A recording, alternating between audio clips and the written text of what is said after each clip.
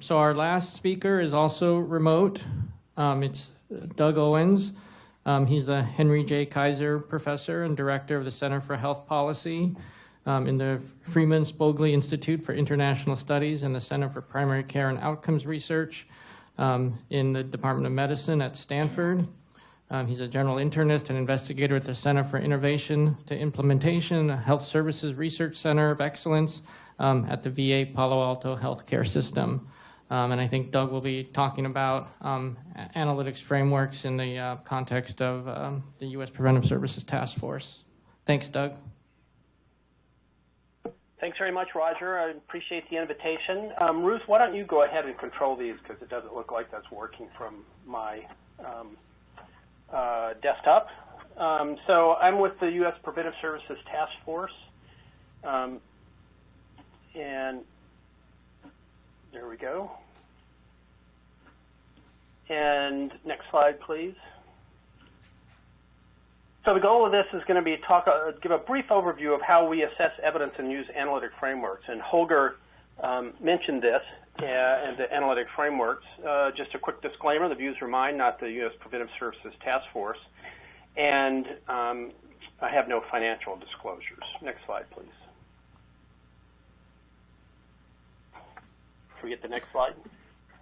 There we go. Just a brief word about the U.S. Preventive Services Task Force. Many of you may not be familiar with it. It's an independent volunteer panel of experts.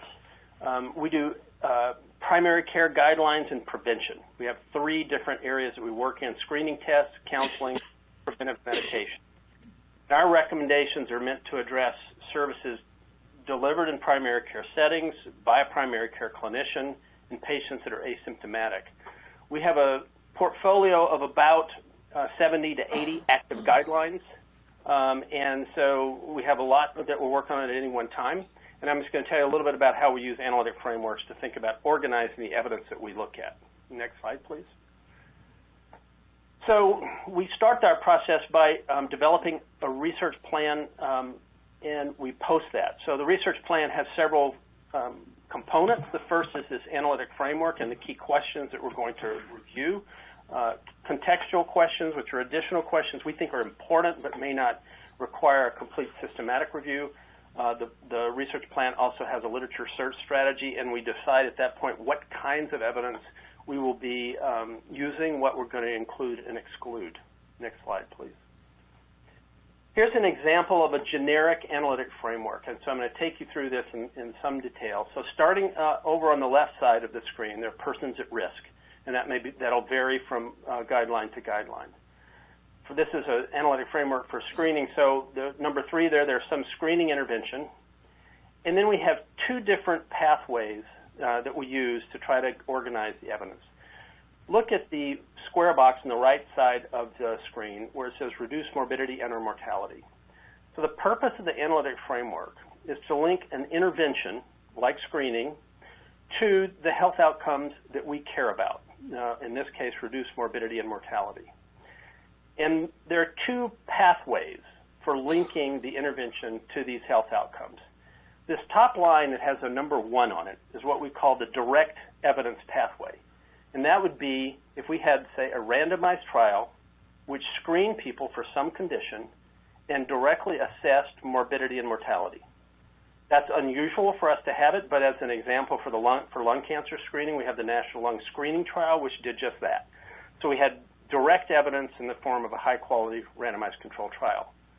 For most interventions, that doesn't exist, and so we look at what we call an indirect pathway, which is these boxes along the way after the screening there. You see there's an early detection of a target condition. So the question that we're asking there is, can you detect the condition? Can you detect lung cancer or HIV, et cetera? Given that you can detect it, then we have an arrow that's marked treatment, number 4. And the question there is, does the treatment work? And the treatment might either be assessed in terms of some intermediate outcome, which is the arrow marked 4, or it might be assessed in terms of the directly in the health outcomes that we care about. That would be the arrow marked 5.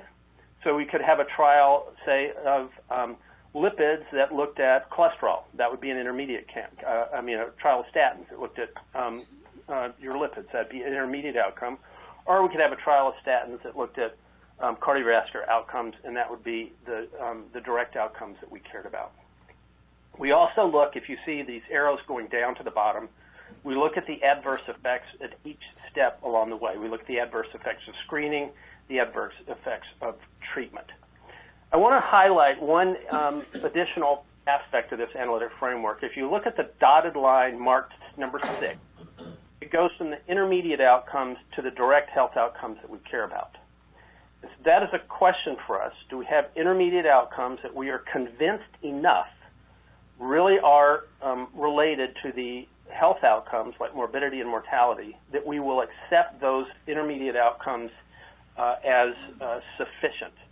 And that's often a challenging topic or a challenging question for us. Let's go on to the next slide, please. So what's this do? So developing the framework and the key question lays out the chain of logic for a preventive service. It identifies the harms as well as the benefits. It's not a decision tree or a causal model or a care pathway. And it varies by the type of clinical preventive service, screening, chemoprevention, and behavioral counseling and intervention. Next slide.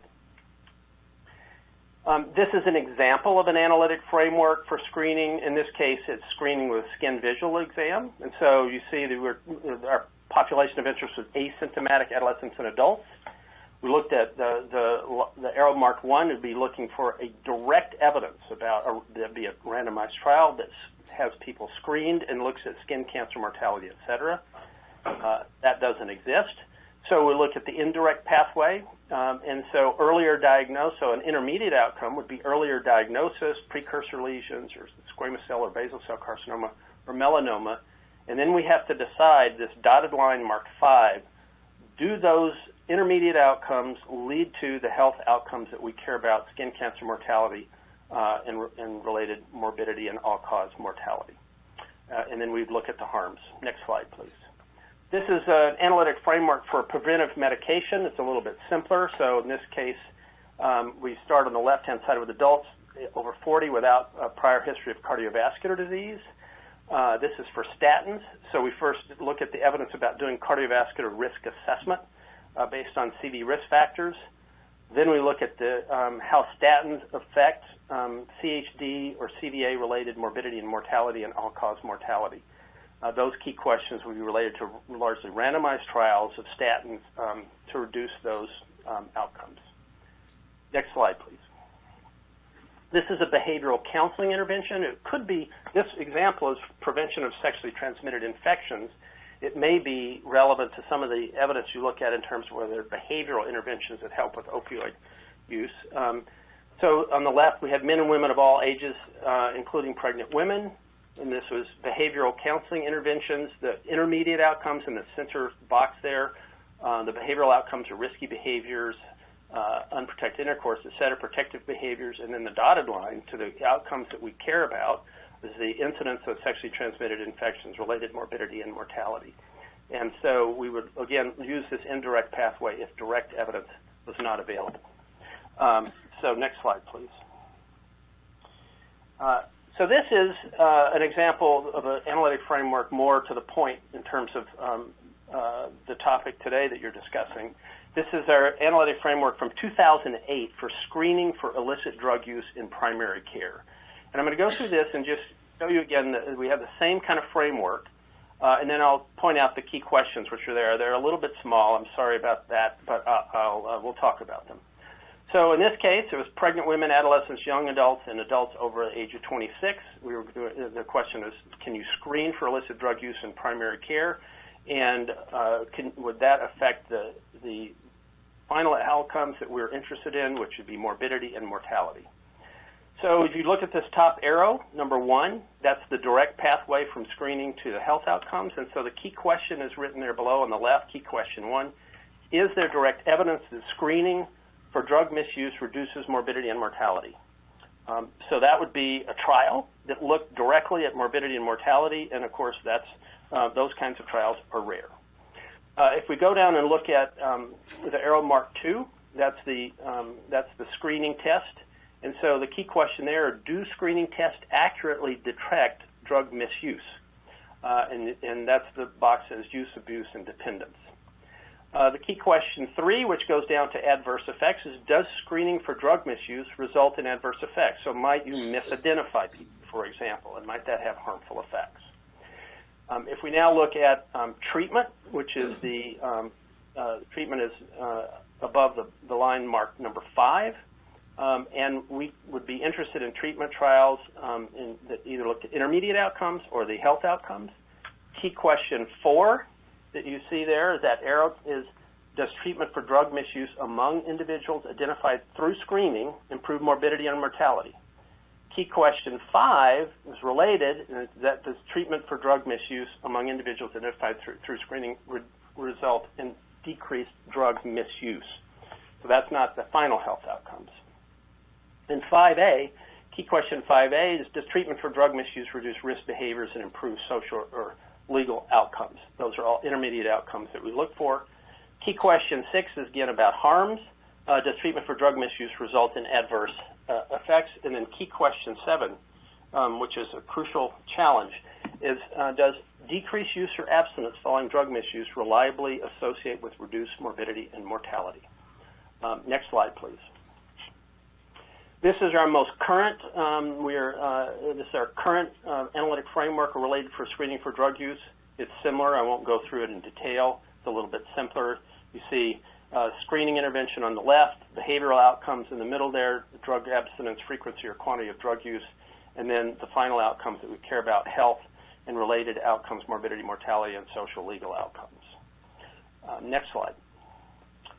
So how does this help us? The analytic framework provides us a roadmap for key questions in assessing both direct and indirect pathways that connect an intervention to the outcomes that we care about.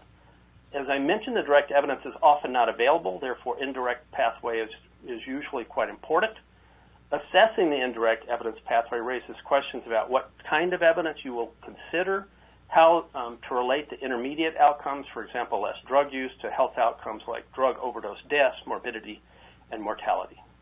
And next slide, and I'll wrap it up there. Thank you very much.